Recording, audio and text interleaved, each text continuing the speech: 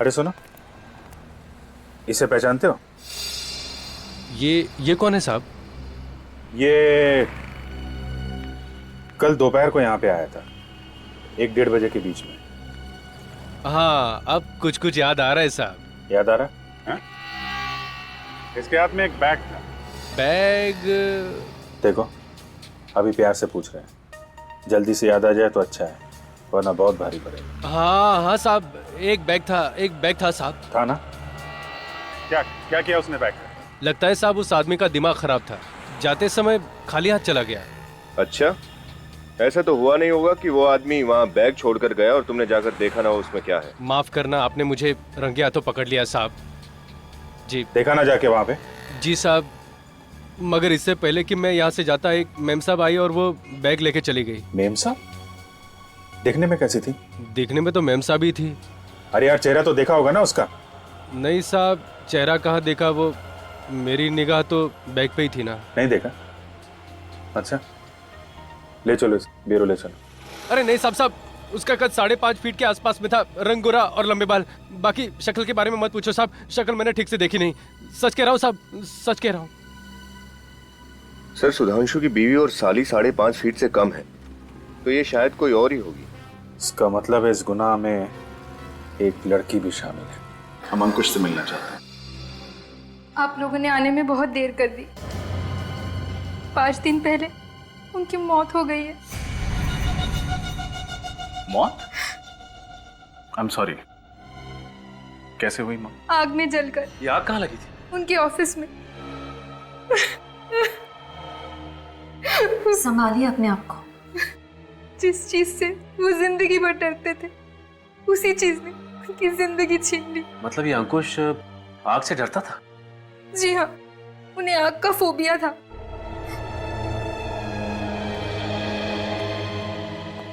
मुझे लगता है खूनी कोई जान पहचान वाला है, जो अंकुश और सुधांशु के फोबियास के बारे में जानता था और उनको तड़पा तड़पा के मारना चाहता था।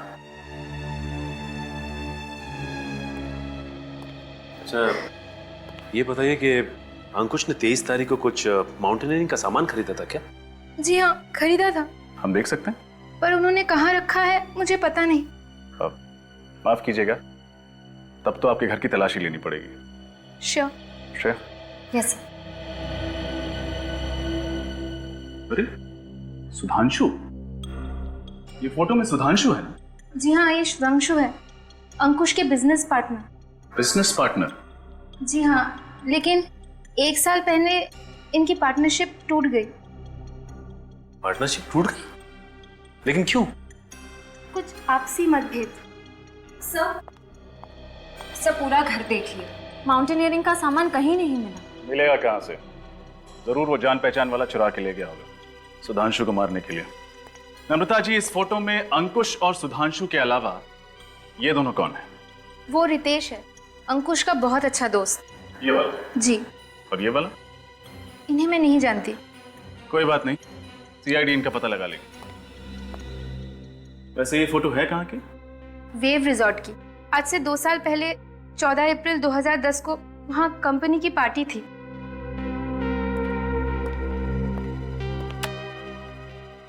वेव रिसोर्ट, 14 अप्रैल 2010। सर, ये रही फायर डिपार्टमेंट की रिपोर्ट। इसमें साफ साफ लिखा है अंकुश के ऑफिस में जो आग लगी थी वो पेट्रोल की वजह से ही थी। ओह, मतलब आग लगी नहीं, लगाई गई। पेट्रोल छिड़क के ऑफिस को राख कर दिया। मतलब अभिजीत, खूनी ने अंकुश को वही मौत दी जिससे वो सबसे ज्यादा डरता था, आग से। सर, इसका मतलब खूनी कोई ऐसा आदमी है जिसकी दुश्मनी दोनों के साथ थी, अंकुश और सुधांशु के साथ। सर, शायद कोई बिजनेस राइवल हो। सुधांशु और अंकुश पार्टनर्स थे ना? मगर विवेक, सुधांशु और अंकुश इन दोनों की पार्टनरशिप तो 1 साल पहले टूट चुकी थी। चौथे आदमी के बारे में कुछ पता चला क्या? सर, दया लगा हुआ है। और रितेश के बारे में? सर, उसके घर पर ताला है और फोन भी बंद है। सर, ये है अंकुश का बैंक स्टेटमेंट। ठीक सुधांशु की तरह अंकुश भी हर महीने के पहले शुक्रवार को अपने अकाउंट से 1,40,410 रुपए निकालता था सर। सुधांशु की तरह अंकुश भी? हाँ सर। मतलब अभिजीत, कोई तो इन दोनों को ब्लैकमेल कर रहा था। हाँ सर, कोई कॉमन एनिमी, एक ऐसा दुश्मन जो अंकुश और सुधांशु दोनों से बहुत ज्यादा नफरत करता था। और जब ब्लैकमेल के पैसे देने बंद कर दिए इन दोनों ने, तो इन्हें रास्ते से हटा दिया। मगर अभिजीत, एक बात खटक रही है, वो रकम, ये ऑड अमाउंट। अभिजीत, अगर वो ब्लैकमेलर चाहता तो उनसे 1 लाख, 1.5 लाख या 2 लाख लेता। यही अमाउंट क्यों, ये ऑड अमाउंट 1,40,410, यही रकम क्यों? ओह, तो ये बात है।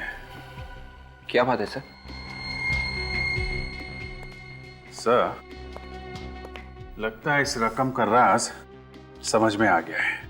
ये देखिए, 14,410।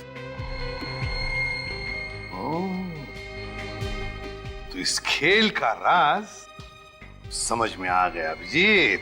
मतलब सर ये एक तारीख है, 14 अप्रैल 2010। करेक्ट विवेक, ये तारीख हमें अंकुश की बीवी नम्रता ने बताई थी। इसी तारीख पर ये फोटो खींची गई थी, उस रिसोर्ट में, एक पार्टी में। मतलब अभिजीत, इस सुधांशु और अंकुश की मौत का राज 2 साल पुरानी पार्टी में दफन है। 14/4/2010। अरे साहब, हमारे रिसोर्ट में हर हफ्ते 1-2 पार्टियां होती रहती हैं। अब 2 साल पहले कौन सी पार्टी हुई होगी, ये बता पाना मुश्किल है साहब। आपकी मुश्किल का इलाज है हमारे पास। इस फोटो को ध्यान से देखिए।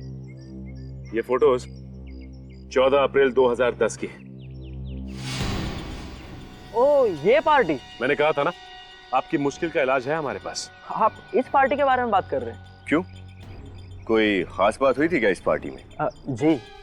क्या हुआ? हमारी रिसोर्ट में पहली बार पुलिस आई थी इस पार्टी की वजह से।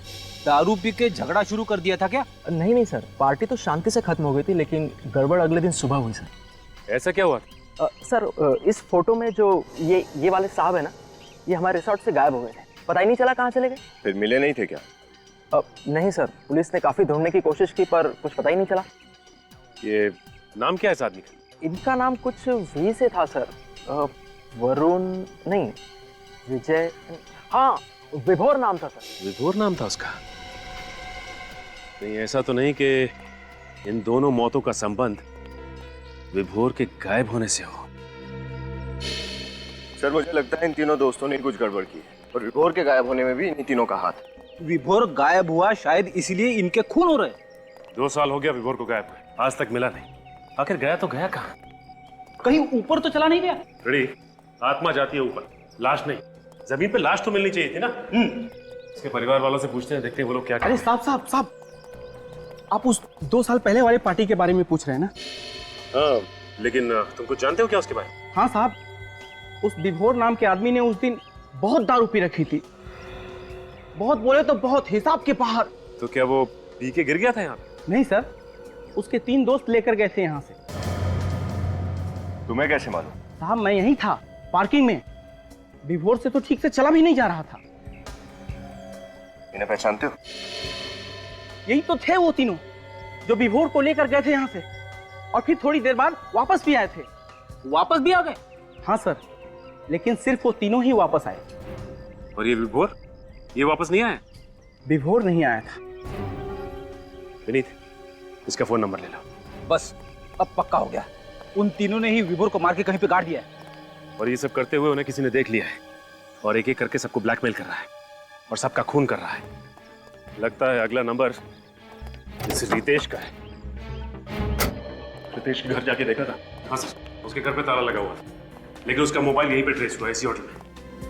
एक्सक्यूज मी, क्या आप इस होटल के मैनेजर हैं? Yes sir. हम आप ही को ढूंढ रहे थे।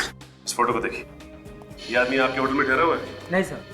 ध्यान से देखिए, रितेश नाम है इसका। सर, रितेश नाम का कोई भी गेस्ट नहीं ठहरा हमारे होटल में। वैसे आप लोग हैं कौन?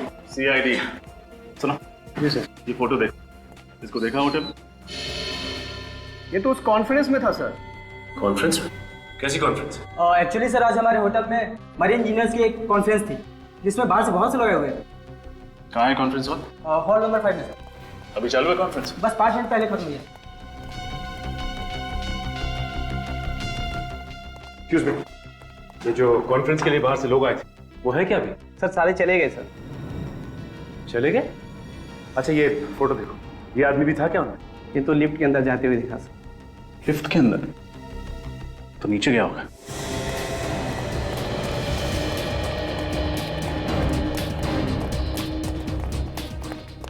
अरे भाई साहब, क्या हुआ? पीछे हटिए, क्या हुआ? सर लिफ्ट बंद पड़ी हुई है, अंदर आदमी अटका हुआ है। अंदर आदमी अटका है? हाँ, और ये आदमी अंदर है। पीछे हटिए सचिन।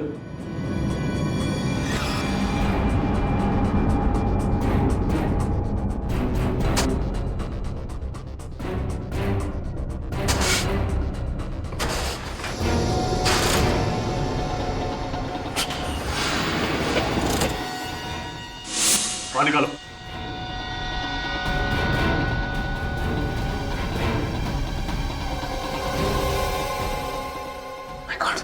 रितेश, रितेश,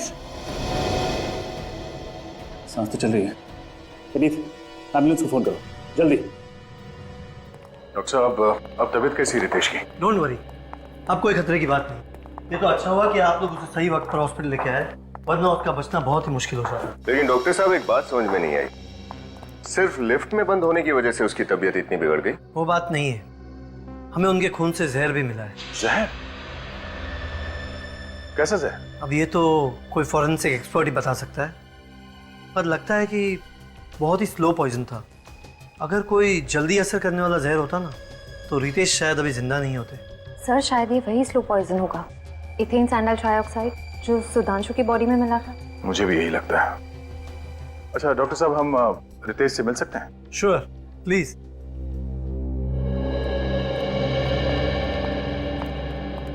अरे सर, नहीं।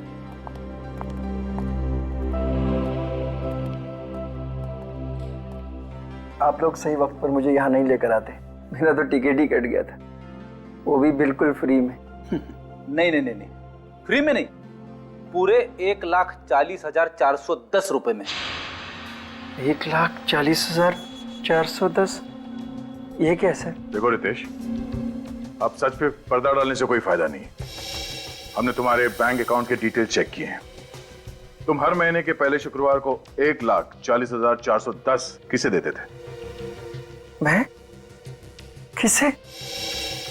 उसी को जिसे सुधांशु और अंकुश भी पैसे देते थे, और जिसने उन दोनों का खून कर दिया, और तुम्हारे ऊपर भी तो हमला किया।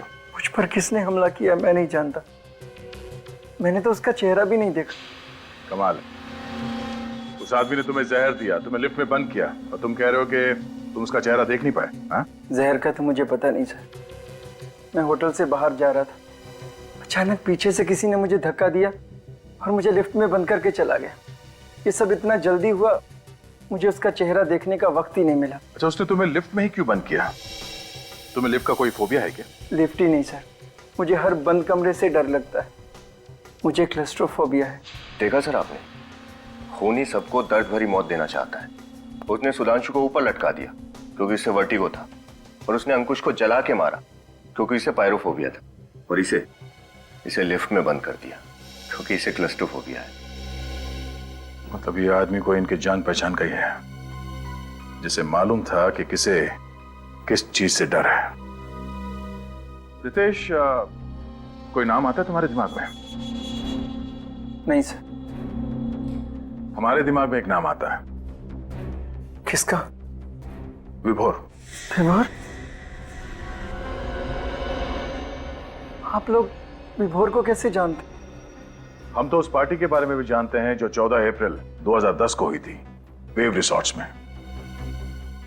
14 अप्रैल 2010? ये रकम 1,40,410 वहीं से आया है ना?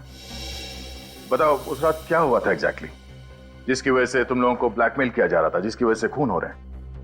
उस रात? हाँ, बोलो, क्या राज है उस रात का? कहाँ ये विभोर? उस रात विभोर ने बहुत शराब पी रखी थी, मुझसे सीधे चलने को भी नहीं हो रहा था।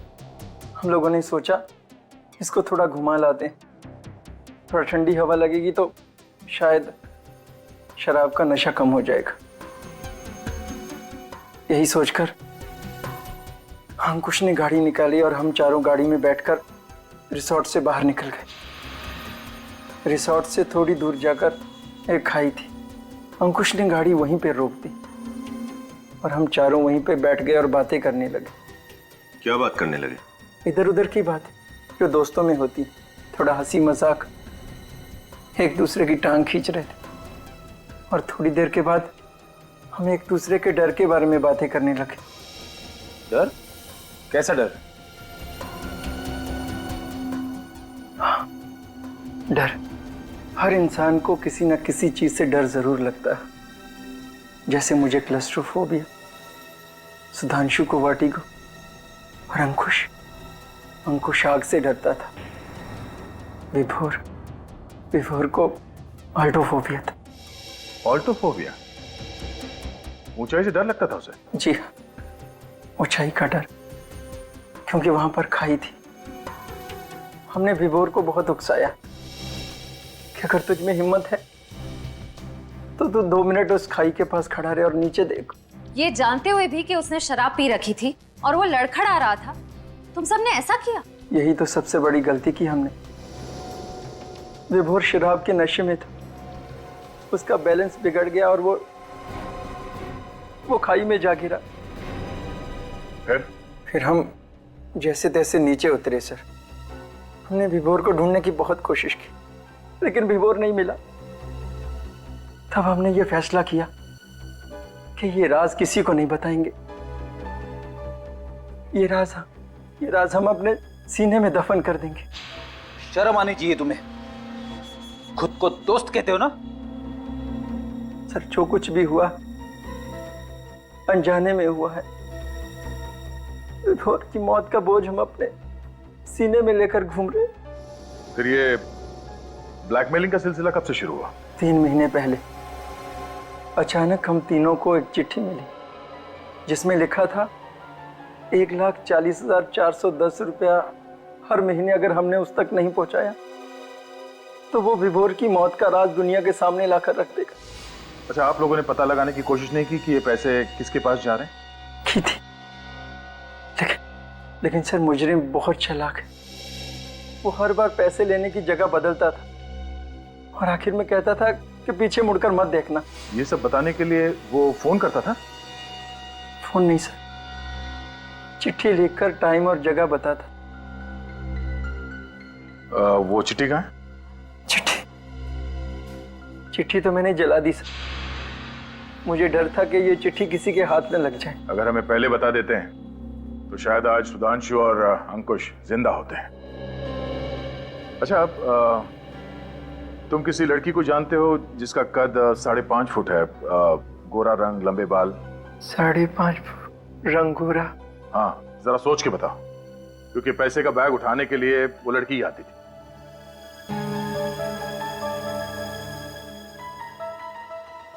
ओह माय गॉड, कहीं ये मनीषा तो नहीं? मनीषा? ये मनीषा कौन है? विभोर की पत्नी। विभोर की पत्नी? कहीं वही तो नहीं कर रही है सब अपने पति की मौत का बदला लेने के लिए? हाँ? इस विभोर का एड्रेस बताओ।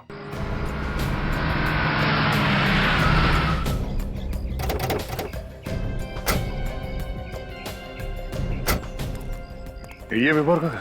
हाँ सर, विभोर घर गई। सर, जरूर इस सबके पीछे मनीषा का ही हाथ होगा। ब्लैकमेल करके वो अमीर भी बन गई और खून करके अपने पति की मौत का बदला भी ले लिया।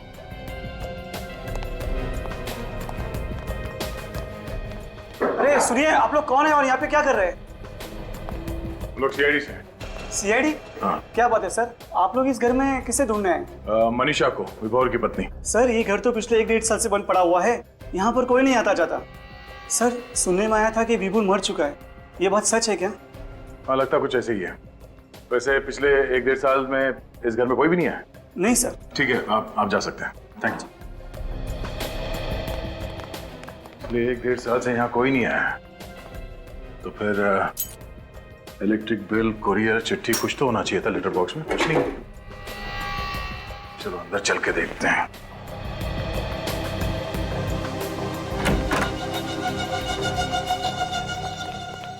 निखिल, जरा देखो लाइट की स्विच कहाँ है?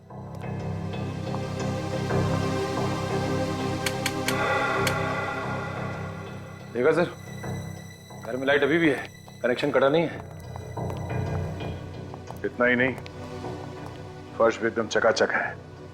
छत पे कहीं भी मकड़ी का जाला नहीं है। ऐसा लगता है यहाँ हर रोज साफ सफाई हो रही है।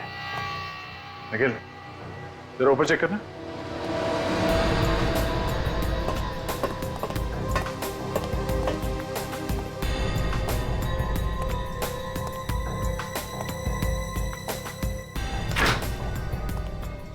सर ये देखिए, फ्रिज में रखा हुआ सामान भी ताजा है।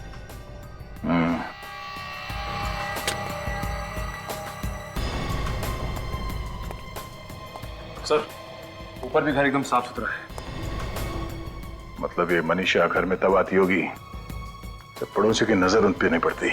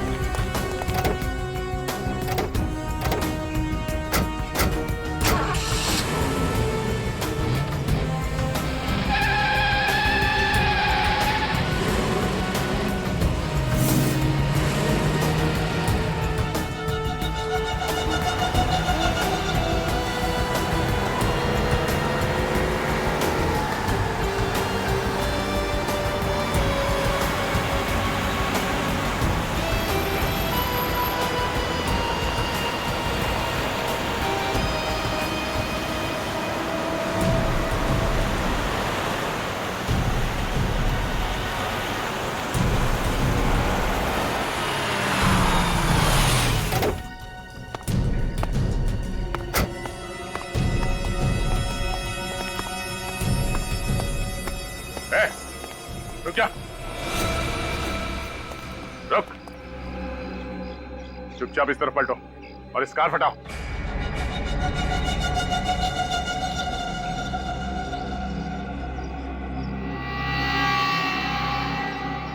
कार हटाओ।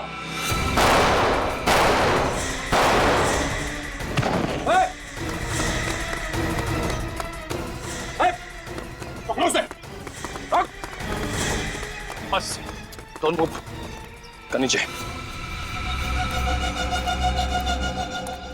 कर नीचे, कार हटाओ।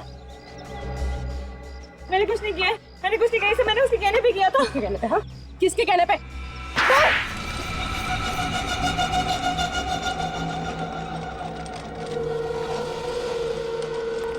आइए आइए मिस्टर विभोर।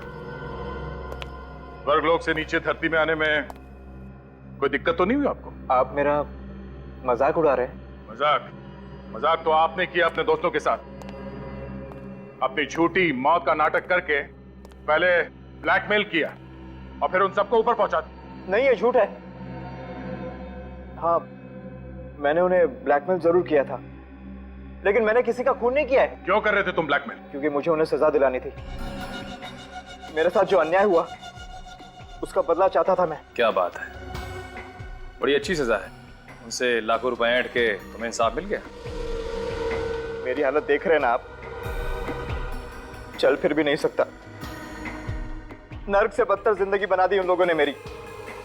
इसके बदले में थोड़े पैसे मिल गए तो क्या गलत किया? इसी बदले की आग को मिटाने के लिए तुमने अंकुश को आग में जला दिया और सुधांशु को लटका दिया। हा? मैं उन्हें क्यों मारूंगा? उनकी मौत की वजह से तो मुझे पैसे मिलने बंद हो गए। और इस हालत में ऐसा कर भी कैसे सकते हैं? अच्छा, तो कौन है वो आप लोगों का चाहने वाला जो आप लोगों के लिए इन तीनों से बदला ले रहा है? हा? एक बात बताओ, उस 14 अप्रैल 2010 को एग्जैक्टली हुआ क्या था वहां पे? सोच समझ के बताना। उस रात मैंने कुछ ज्यादा ही शराब पी ली थी। ठीक से चल भी नहीं पा रहा था मैं। तभी सुधांशु, रितेश और अंकुश ने मुझे कार में बिठाया और मुझे खाई के पास ले गए। उन्हें अच्छी तरह मालूम था कि मुझे ऊंचाई से डर लगता है। मेरा यही डर दूर करने के लिए उन्होंने मुझे खाई के किनारे खड़ा कर दिया। और फिर शराब की वजह से तुम्हारा बैलेंस बिगड़ा और तुम खाई में गिर गए। नहीं, मेरा बैलेंस बिगड़ा नहीं था, किसी ने मुझे पीछे से धक्का मार दिया। धक्का? किसने धक्का दिया तुम्हें? पता नहीं। उस वक्त वहां उन तीनों के अलावा और कोई मौजूद नहीं था। इसका मतलब है उन तीनों में से कोई। सर मेरी तो कुछ समझ में नहीं आ रहा। अंकुश और सुधांशु मर चुके हैं, रितेश की जान जाते जाते रह गई है, और विभोर तो इस हालत में है ही नहीं कि वो किसी की जान ले सके। तो सर कौन है वो पांचवा आदमी जिसे हम लोग देख नहीं पा रहे? हाँ सर, और रितेश पर तो खुद जानलेवा हमला हुआ है, तो वो क्यों झूठ बोलेगा? सर जरूर विभोर झूठ बोल रहा होगा। उसने अपने पैसे भी कमा लिए और अपना बदला भी पूरा कर लिया। हाँ, मगर विभोर झूठ क्यों बोलेगा विवेक? क्यों झूठ बोलेगा वो, जब उसे पता ही नहीं कि किसने उस पर जानलेवा हमला करने की कोशिश की, और फिर वो 3 लोगों से बदला लेगा ही क्यों? हैं? बताओ।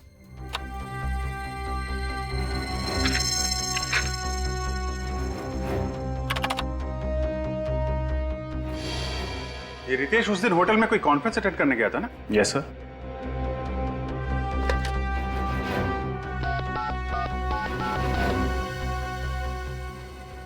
हेलो, मैं सीनियर इंस्पेक्टर अभिजीत बोल रहा हूँ सीआईडी से। जी, रितेश आपके होटल में जो कॉन्फ्रेंस अटेंड करने आया था। रितेश, अरे वो जो लिफ्ट में अटक गया था? हाँ जी, हाँ तो वो जो कॉन्फ्रेंस अटेंड करने आया था, आपको मालूम है कौन सी कॉन्फ्रेंस थी, किसकी थी? क्या?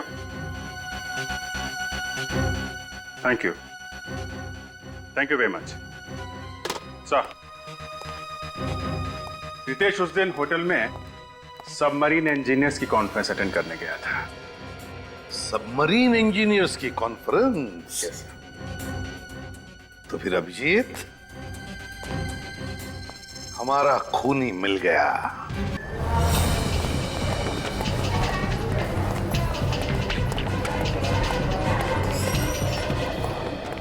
रितेश का वो ब्लड टेस्ट के लिए गए हैं। ब्लड टेस्ट के लिए? अटेंडेंट को फोन करके बोलो उसे वहीं रोके। पर बात क्या है? तो बोला जाए वही करो, जल्दी।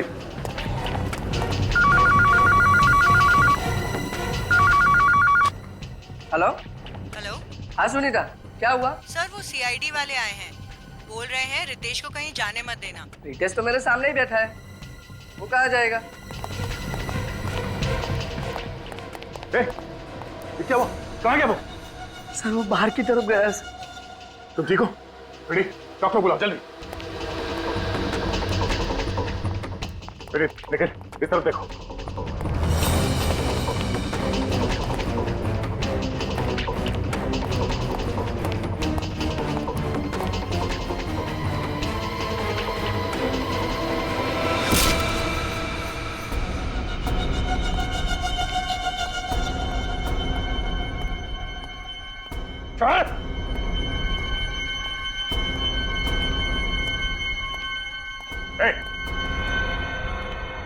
चल। छोड़ दे इसे, वरना अच्छा नहीं होगा। अच्छा तो इस कबूतर के लिए नहीं होगा, दो खून कर चुका हूँ, एक और कर दूंगा, फांसी तो एक ही होनी है। मैं कहता हूँ जाने दो मुझे। ठीक है, तुम चले जाओ, निखिल को खुश नहीं होना चाहिए। अब है ना लाइन पर, कर नीचे करो। नहीं दे रहे, कर नीचे करो।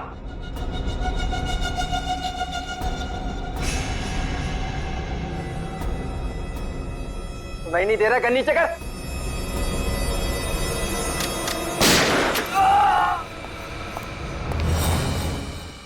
दो खून करके सीआईडी से पंगा लेगा तुम? आप लोगों को पता कैसे चला कि खून मैंने किया? तुम्हारा झूठ जो पकड़ लिया हमने। तुमने हमसे कहा कि तुम्हें क्लॉस्ट्रोफोबिया है, मतलब बंद कमरों का डर। हाँ? और अगर ऐसी बात है तो फिर उस दिन वहां होटल में सबमरीन इंजीनियर्स के कॉन्फ्रेंस में क्या करने गए थे तुम? हाँ? इतनी प्लानिंग की छोटी से छोटी बात का ख्याल रखा, फिर ये गलती कैसे हो गई? सीआईडी की बात ही कुछ ऐसी है, एक छोटा सा सुराग भी काफी है हमारे लिए तुम जैसों का भांडा फोड़ने के लिए। अब ये बताओ, अपने दोस्तों को क्यों मारा तुम? लगातार हो रही ब्लैकमेलिंग से सुधांशु और अंकुश परेशान थे। वो मुझे धमकी देने लगे थे कि मेरे किए हुए गुनाह का भुगतान वो नहीं करेंगे, और सीआईडी को सब सच सच बता देंगे कि विभोर को धक्का मैंने दिया था। मतलब वो दोनों जानते थे कि विभोर को तुमने धक्का दिया? हाँ। वैसे तुमने विभोर को धक्का दिया क्यों? क्या बिगाड़ा था उसने तुम्हारा? हाँ? क्योंकि उसने मेरा प्यार छीना था। क्या मतलब? मैं मनीषा से प्यार करता था कॉलेज के दिनों से ही। विभोर को ये अच्छी तरह पता था, फिर भी उसने मनीषा को जाकर प्रपोज किया। और मनीषा ने विभोर का ये शादी का प्रपोजल स्वीकार करके उसे शादी कर ली? हाँ? हाँ, उसी दिन मैंने तय कर लिया था कि विभोर को इसकी भारी कीमत चुकानी पड़ेगी।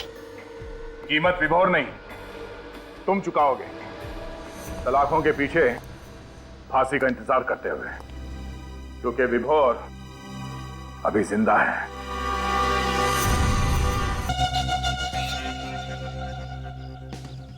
मिस्टर रंजन, मैं आखिरी बार पूछ रही हूँ, शाम को तुम घर आ रहे हो या नहीं? ओ डार्लिंग, पहले अपने पैरों पे तो खड़ा हो जाने दो। मिस्टर रणविजय, अगर शाम को तुम घर नहीं आए और मेरे डैड ने मेरी शादी किसी और से तय कर दी ना, तो तुम सोचना मैं तुम्हारी वो हालत करूंगी कि तुम पैर पे खड़े होने लायक तो दूर, जॉगिंग करने लायक भी नहीं रहोगे। ओ प्रीति सुनो, मजाक कर रहा था बाबू। अरे भाई कितने बजे आना है अंकल से मिलने? तुम और घर आ रहे हो? Of course. और तुम्हारी जॉब? मुझे नौकरी मिल गई। क्या? हाँ। सच? हाँ। कहाँ? और तुमने मुझे बताया क्यों नहीं? अरे डार्लिंग, इसीलिए तो मैं तुम्हें पार्क की जगह यहाँ लेकर के आया हूँ। यहाँ क्यों? अपना नया ऑफिस दिखाने के लिए। कहाँ है तुम्हारा ऑफिस? दिखाओ ना। हो रहा। ओह माय गॉड, लाश।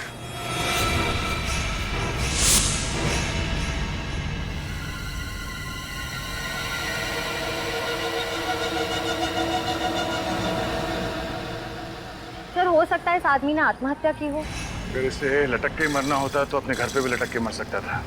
ऐसे दो ऊंची बिल्डिंग के बीच में लटकना लॉजिकल लगता है मुझे।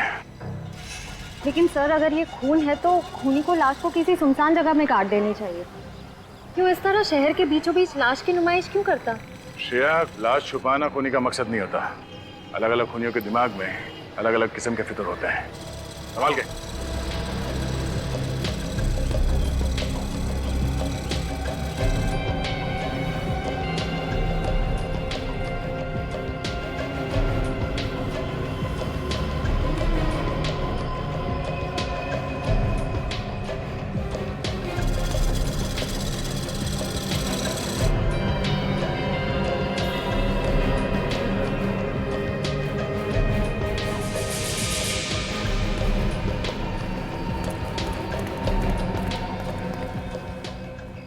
शरीर पे कोई चोट या घाव का निशान तो दिख नहीं रहा है। तो फिर इसकी मौत कैसे हुई होगी? सर, हो सकता है इसे यहाँ लटका के मारा हो।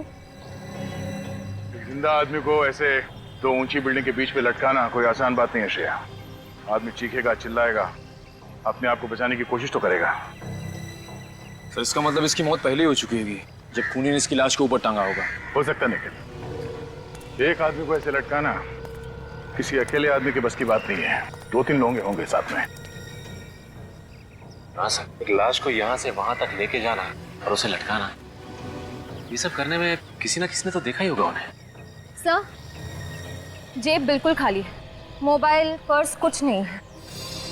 इस आदमी ने महंगी घड़ी पहनी हुई है, मतलब ये खून लूटने के इरादे से नहीं हुआ है। श्रेया, निखिल, इस बिल्डिंग के टेरेस पे जाके देखो। खूनी ने कोई ना कोई सुराग तो जरूर छोड़ा होगा इस बिल्डिंग के छत पे।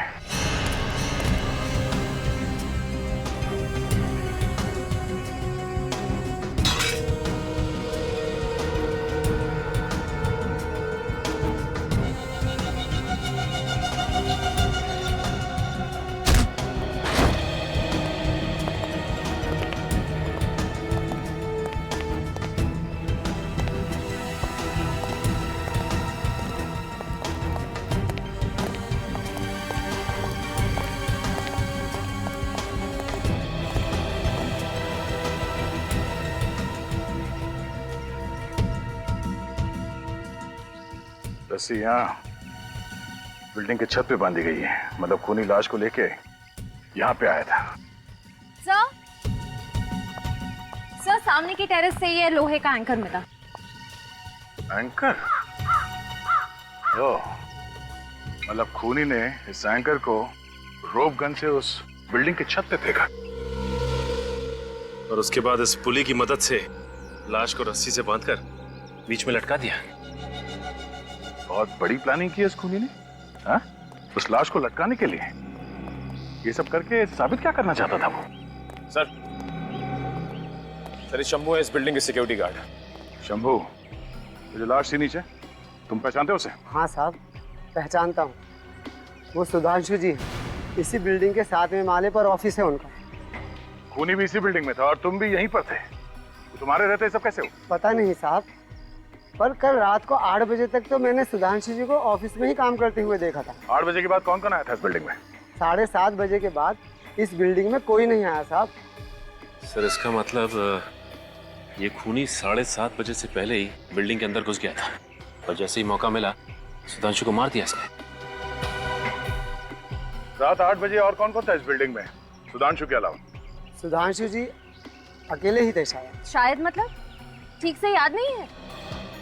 वो ऐसा है ना मैडम, हमारी ड्यूटी तो बिल्डिंग के गेट पर रहती है और इस बिल्डिंग में बहुत सारे ऑफिस हैं, तो अब सब जगह तो ध्यान नहीं रखा जा सकता ना। छत तो एक ही है ना, तो तुम्हारे रहते वो खूनी इस बिल्डिंग की छत पे आया कैसे? सोसाइटी वालों ने सभी ऑफिस वालों को एक एक चाबी दे रखी है, तो उसी ऑफिस की चाबी से छत का दरवाजा खोला गया होगा साहब। कल रात 8 बजे के बाद तुमने किसी के चीखने चिल्लाने की आवाज सुनी थी इस बिल्डिंग में? नहीं साहब, कोई आवाज नहीं सुनी। जब देर रात तक सुधांशु ऑफिस से नीचे नहीं आया तो तुमने ऊपर जाके चेक नहीं किया? साहब, सुधांशु साहब रोज देर रात तक ऑफिस में काम किया करते थे, तो हमने सोचा कि आज भी वो नाइट ड्यूटी कर रहे होंगे। लगता है खूनी सुधांशु के कोई आसपास वाला ही है, क्योंकि अच्छी तरह से जानता था कि सुधांशु को कब और कहां मारना है।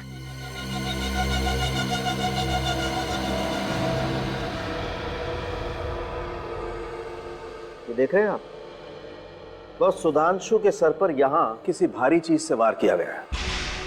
यार सालुंखे, ये कोई चोट है ही नहीं, सूजन है सूजन। तुम्हारे कहने का मतलब है कि इतनी सी सूजन की वजह से सुधांशु की मौत हो गई? नहीं, इस चोट की वजह से शायद सुधांशु बेहोश हुआ है। अगर इस चोट की वजह से ये बेहोश हुआ है तो फिर मौत कैसे हुई इसकी? बॉडी पे तो नहीं दूसरे जख्म के निशान दिख नहीं रहे। जहर से। देखा कितनी ब्रिलियंट है तारिका जी। मुश्किल से मुश्किल सवाल का जवाब इनके पास रेडी रहता है। ये कौन सा जहर है? एथेन सैंडाइल ट्राइऑक्साइड। एथेन सैंडाइल ट्राइऑक्साइड? यार सालुंखे, ये नाम मैंने कहीं सुना हुआ लगता है। एथेन सैंडाइल ट्राइऑक्साइड, यार ये तो वही जहर है ना, स्लो पॉइजन, जो अविनाश कुमार के केस में इस्तेमाल हुआ था। देखा, इसे कहते हैं याददाश्त। कमाल है प्रद्युमन, तुम्हारी याददाश्त अभी भी चीते की तरह से फुर्तीली है। ये वही स्लो पॉइजन है, वही जिसकी वजह से इंसान की मौत होने में कम से कम 4-5 घंटे लगते हैं। मतलब सर, पहले खूनी ने सुधांशु को जहर दिया, उसके बाद इसे छत पे ले गया और किसी भारी चीज से इसे मार के बेहोश किया और उसके बाद इसे रस्सी पे लटका दिया। पर सर, खूनी इतना झमेला करेगा क्यों? वो चाहता तो सुधांशु को एक आसान मौत दे सकता था ना। तड़पा तड़पा के मारना चाहता था वो सुधांशु को, तड़पा तड़पा के। ये खूनी है कोई सरफिरा। सर मुझे लगता है ये खून आपसी दुश्मनी की वजह से किया गया है, वरना किसी को मार के ऊपर लटकाने की और कोई वजह नजर नहीं आ रही है सर। हाँ अभिजीत, सही कह रहे हो तुम। और फिर जिस तरह से खून किया गया है, लगता है खूनी कुछ कहना चाहता था, हैं? शायद किसी को धमकी दे रहा है। और प्लानिंग भी खूब की इस खून के लिए सर। पहले से ही ऑफिस के बिल्डिंग में जाकर छुप के बैठ गया और जैसे ही मौका मिला अपना काम कर दिया। अच्छा, माउंटेनियरिंग का सामान जो मिला है, पता चला किस दुकान से खरीदा गया है? सर दुकान का पता लग गया है, अंधेरी में है। अंधेरी में? जाओ उस दुकान में और पता लगाओ किसने खरीदा था वो माउंटेनियरिंग का सामान। और अभिजीत, सुधांशु की बीवी से जाकर मिलो और उससे सुधांशु के बारे में सब कुछ पता लगाओ, सब कुछ।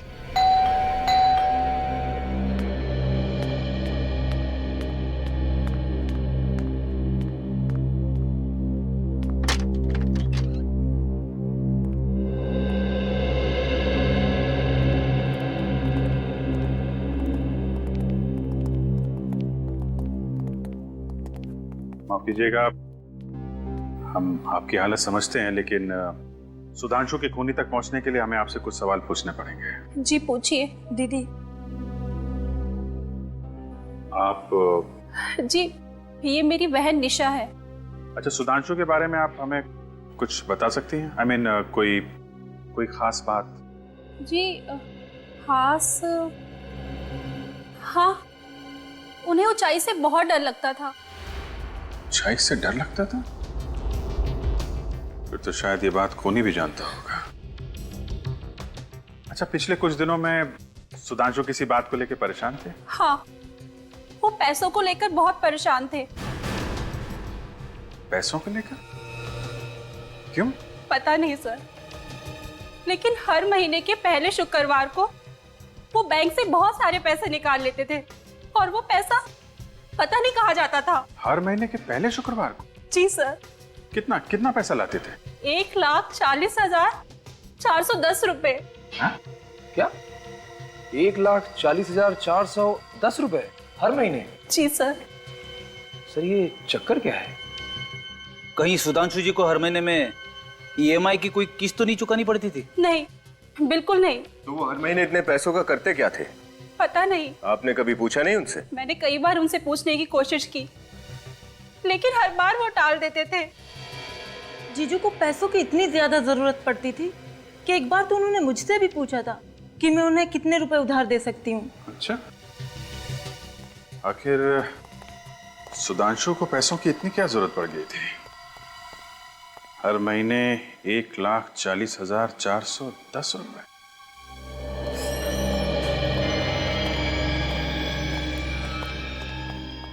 Good morning sir.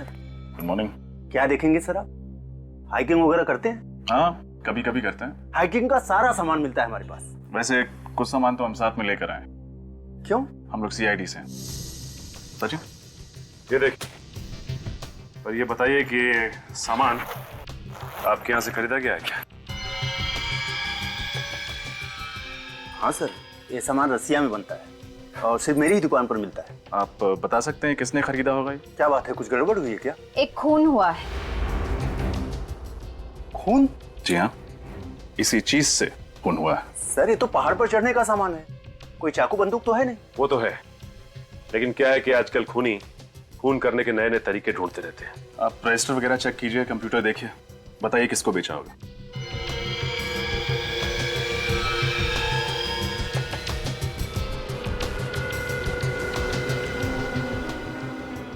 इस सामान पर जो बैच नंबर का स्टिकर होता है वो हटा दिया गया है। अब ये बताना मुश्किल है कि इसे किसने खरीदा था। कोई मुश्किल नहीं होगा। हमें ये मत बताओ कि पूरा शहर ऐसा सामान खरीदते रहता है। महीने भर में एक आध आदमी खरीदता होगा ये। कब खरीदा गया सर, ये तो पता चलना चाहिए। पिछले 1 साल में किस किसने खरीदा, देखो। Okay sir.